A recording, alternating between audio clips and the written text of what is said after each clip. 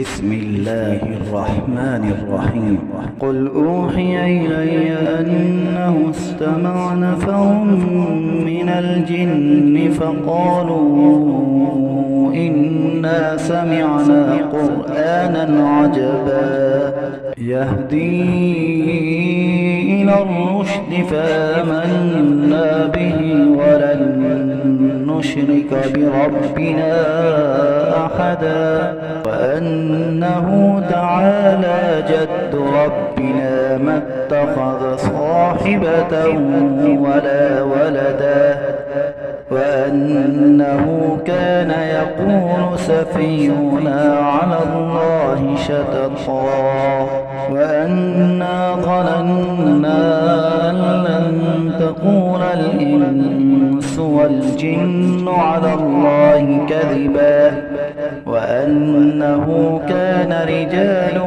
من الإنس يعوذون برجال من الجن فزادوهم رهقا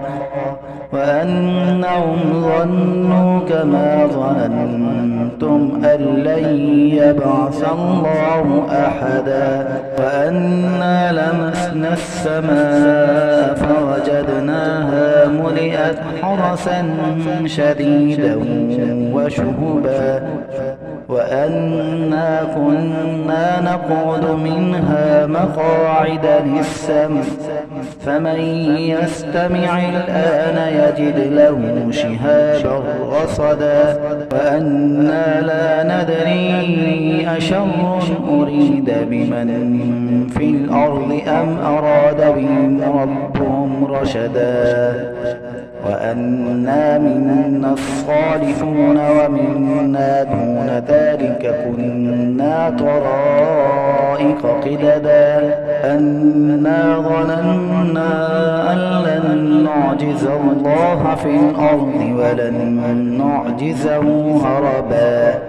وأنا لما سمعنا الهدى آمنا به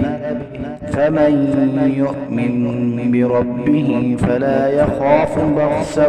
ولا رهقا أنا منا المسلمون ومنا القاسطون فمن أسلم فأولئك تحروا رشدا وأما القاسطون فكانوا لجهنم حطبا وأن لو استقاموا على الطريقة لأسقيناهم ماء غدقا نفتنهم فيه ومن يعرض عن ذكر ربه يسلكه عذابا صعدا وأن المساجد لله فلا تدعوا مع الله أحدا وأنه لما قام عبد الله يدعوه كادوا يكونون عليه لبدا قل إنما أدعو ربي ولا أشرك به أحدا قل إني لا أملك لكم ضرا ولا رشدا قل إني لن يجيرني من الله أحد ولن أجد من دونه ملتحدا إلا بلاغا من الله ورسالاته ومن يعص الله ورسوله فإن له نار جهنم خالدين فيها أبدا حتى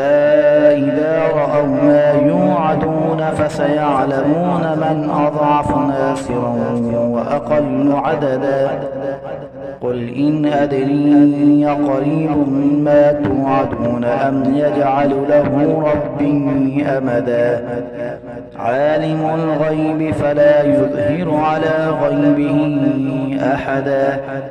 إلا من ارتضى من رسول فإنه يسلك من بين يديه ومن خلفه رصدا ليعلم أن قد أبلغوا رسالات ربهم ربهم وأحاط بما لديهم وأحصى كل شيء عددا.